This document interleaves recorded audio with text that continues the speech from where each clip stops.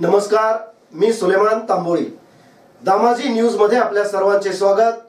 बातमीपत्राच्या सुरुवातीला पाहूया हेडलाईन्स।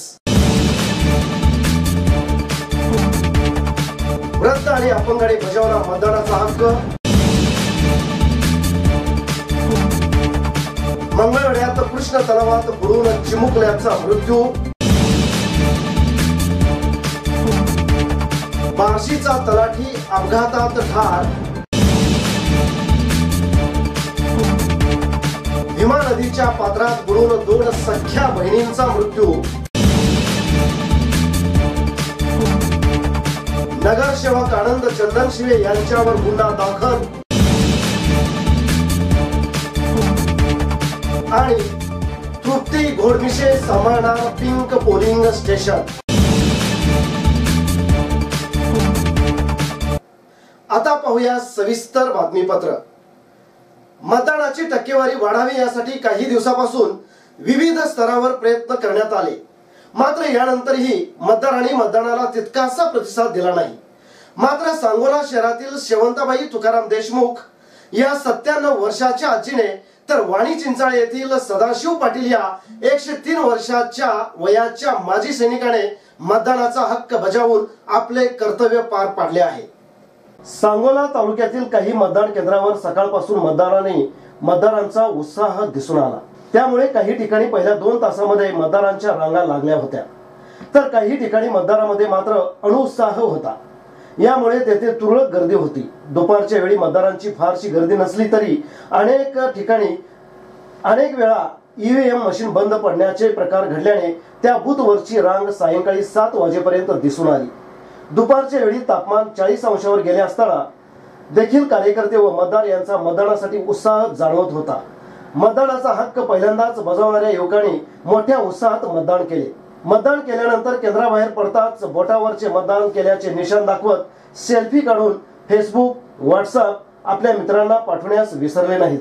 महिला मतदारांनी उत्स्फूर्तपणे मतदान केंद्रावर हजेरी लावली होती। सांगोला शहरापासून 2 किलोमीटर अंतरावर देशमुख वस्ती येथे राहणाऱ्या शेवंताबाई देशमुख वय वर्ष 97 या वृद्धेने तर वाणी चिंचाळे येथील 103 वर्षाच्या सदाशिव पाटील या माजी सैनिकाने मतदानाचा हक्क बजावत तरुणांच्या पुढे आदर्श ठेवत वयोवृद्ध व दिव्यांग मतदारांनी मतदानाचा हक्क बजावला आहे। दिव्यांग व वयस्कर मतदारांनी प्रत्येक मतदान केंद्रावर व्हील चेअरची व्यवस्था करण्यात आल्याने वृद्धांना मतदान केंद्रावर जाणे सोयीचे झाले होते। एकूणच सांगोला शहराबरोबर उत्साहात मतदान पार पडल्याचे दिसून आले। मंगळवेढा शहरालगत असलेल्या कृष्ण तलावात पोहण्यासाठी गेलेल्या 8 वर्षीय महेश सत्यवान कांबळे राहणार साठेनगर मंगळवेढा मूळ गाव नंदेश्वर या चिमुकल्याचा तलावात बुडून मृत्यू झाला आहे। ही घटना मंगळवारी सायंकाळी 4:30 वाजण्याच्या सुमारास घडली आहे। मंगळवेढा शहरातील शनिवार पेठ परिसरात असणाऱ्या कृष्ण तलावात महेश हा दुपारी पोहण्यासाठी गेला होता, परंतु पाण्याचा अंदाज न आल्याने तो पाण्यात बुडाला व बुडून त्याचा मृत्यू झाला आहे। परिसरातील नागरिकांनी त्याला बाहेर काढले व रुग्णालयात उपचारासाठी नेले असता डॉक्टरांनी त्यास मृत घोषित केले। दरम्यान गेल्या 2 वर्षापूर्वी या तलावातील मोठ्या प्रमाणात गाळ काढला होता। त्यातच या तलावामध्ये उजनी धरणाचे पाणी कॅनॉलद्वारे सोडले आहे। पाणी जादा असल्याने त्याला पाण्याचा अंदाज न आल्याने परत काठावर येता आले नाही। या ठिकाणी महिला कपडे धुण्यात आले असता त्यांनी बुडताना पाहिले व आरडाओरडा केला। परिसरातील नागरिकांनी त्यास बाहेर काढले।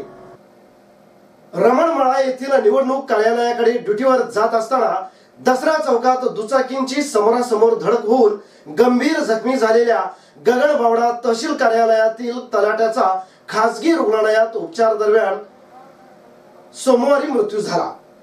जयंत चंद्रहार चंदनशिवे वय वर्ष 46 राहणार योगेश्वरी कॉलनी पाचगाव तालुका करवीर मूळ राहणार बार्शी जिल्हा सोलापूर असे त्याचे नाव आहे।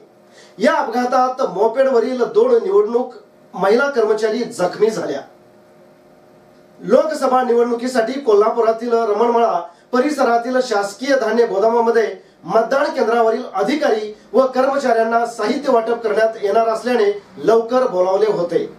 लोकसभा निवडणुकीसाठी कोल्हापुरातील रमणमाळा परिसरातील शासकीय धान्य गोदामामध्ये मतदान केंद्रावरील अधिकारी व कर्मचाऱ्यांना साहित्य वाटप करण्यात येणार असल्याने लवकर बोलावले होते। कोल्हापूर उत्तर विधानसभा मतदारसंघामध्ये साहित्य वाटप व जमा करण्याकरता गगन बावडा तहसील कार्यालयातील तलाठी जयंत चंदनशिवे सोमवारी सकाळी घाईने निघाले होते. तिकडे जाण्यासाठी दुचाकीवरून सकाळी लवकर बाहेर पडले. दसरा चौकात त्यांची मोपेडला धडक बसली. मोपेडवरील दोघी निवडणूक महिला कर्मचारी फिनस कॉर्नर कडून दसरा चौक मार्गे रमणमाळा कार्यालयाकडेच निघाल्या होत्या. अपघातात चंदनशिवे यांच्या डोक्याला गंभीर दुखापत होऊन ते जागीच बेशुद्ध पडले. अपघातानंतर त्यांना तत्काळ छत्रपती प्रमिलाराजे रुग्णालयात CPR दाखल केले. तेथे प्राथमिक उपचार करण्यात आले. प्रकृती गंभीर असल्याने त्यांना खासगी रुग्णालयात दाखल केले. तिथे त्यांच्या मेंदूवर तत्काळ शस्त्रक्रिया करण्यात आली. दरम्यान उपचार सुरू असताना चंदनशिवे यांचा दुपारी 3:30च्या सुमारास मृत्यू झाला. दक्षिण सोलापूर तालुक्यातील चिंचपूर हद्द धुळखेड कर्नाटक येथे आपल्या मृत आजीच्या धार्मिक विधीसाठी आलेल्या 2 मुलींचा येथील भीमा नदीच्या पात्रात बुडून मृत्यू झाल्याची घटना सोमवार दिनांक 22 रोजी दुपारी 4 वाजता घडली. कावेरी प्रकाश पवार वय वर्ष 17, पल्लवी प्रकाश पवार वय वर्ष 15, दोघीही राहणार इंडी, जिल्हा विजयपूर असे मृताची नावे आहेत. काही दिवसापूर्वी कावेरी व पल्लवीच्या आजीचे निधन येथे झाले होते. आजीच्या धार्मिक विधीसाठी पवार कुटुंबीय सोमवारी धुळखेड येथील भीमा नदीच्या काठी आले होते. त्यावेळी कावेरी व पल्लवी आंघोळीसाठी नदी पात्राकडे आल्या होत्या. त्यांना पाण्याचा अंदाज न आल्यामुळे त्या दोघींचाही पाण्यात बुडून मृत्यू झाला. आपल्या मुली अजून कशा काय आल्या नाहीत म्हणून प्रकाश पवार नदीकाठी गेले. त्यांना दोन्ही मुली बुडाल्याचे लक्षात आले तेव्हा त्यांनी आरडाओरडा करण्यास सुरुवात केली. परिसरातील ग्रामस्थ नदीच्या पात्राजवळ आले. पोहता येणाऱ्यांनी नदीत उडी टाकून दोन्ही मुलींना बाहेर काढले. तोपर्यंत उशीर झाला होता. दोन्ही मुलींचा पाण्यात बुडून मृत्यू झाला होता. सदर घटनेची माहिती मिळताच मंद्रुप पोलीस स्टेशनचे आबासाहेब मुंडे, भरत चौधरी व अमोल पाटील यांनी घटनास्थळी धाव घेतली. हद्द कर्नाटकची असल्यामुळे त्यांनी झडकी पोलीस स्टेशनला पुढील माहिती कळवली. झडकी पोलिसांनी घटनास्थळी दाखल घेऊन पुढील प्रशासकीय कारवाई केली.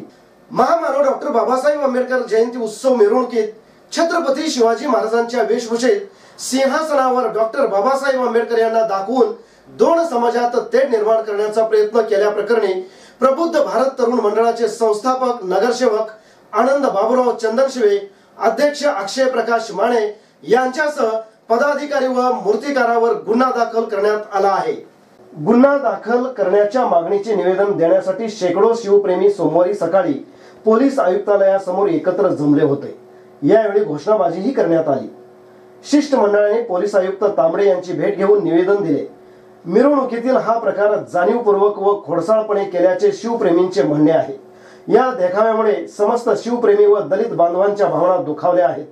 या कृत्यामुळे सोलापुरातील शांतता सुव्यवस्था बिघडण्याची शक्यता आहे असे निवेदनात नमूद केले आहे.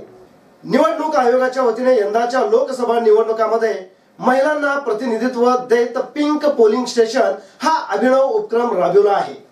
पुणे आणि बारामती मतदारसंघामधील मतदार केंद्रापैकी 12 केंद्रावर महिलाच सर्व निवडणूक प्रक्रिया पार पाडणार आहेत. दरम्यान पुणे शहरातील वडगाव शेरी विधानसभा मतदारसंघातील खराडी येथील इवान ज्ञानांकुर शाळेमधील केंद्र रड्डे, तालुका मंगळवेढा येथील UPSC परीक्षेत देशात 16व्या आणि राज्यात पहिल्या आलेल्या तृप्ती दोडमिशे सांभाळणार आहेत. ज्ञानांकुर शाळेतील मतदान केंद्रावर महिला अधिकारी कर्मचाऱ्यांनी उत्साहात तयारी केली. सर्वत्र गुलाबी पडदे लावण्यात आले असून फुग्यांची सजावटही केली आहे. या केंद्रावर 619 पुरुष व 525 महिला असे एकूण 1144 मतदानाचा हक्क बजावणार आहेत. केंद्र प्रमुख म्हणून काम पाहणाऱ्या तृप्ती दोडमिशे या सध्या विक्री कर विभागामध्ये सहाय्यक आयुक्त आहेत. या मतदान केंद्रावर 6 महिला अधिकारी काम करणार आहेत. महिलांना प्रतिनिधित्व देऊन त्यांच्यासाठी काही मतदान केंद्र देण्यात आलेली आहेत. त्यासोबतच महिला अधिकारी व कर्मचाऱ्यांचे मनोबल वाढवण्यासाठीही प्रयत्न केले जात आहेत. पुन्हा एक नजर हेडलाईन्सवर. वृद्ध आणि अपंगाने बजावला मतदानाचा हक्क. मंगळवेढ्यात कृष्ण तलावात बुडून चिमुकल्याचा मृत्यू. बार्शीचा तलाठी अपघातात ठार.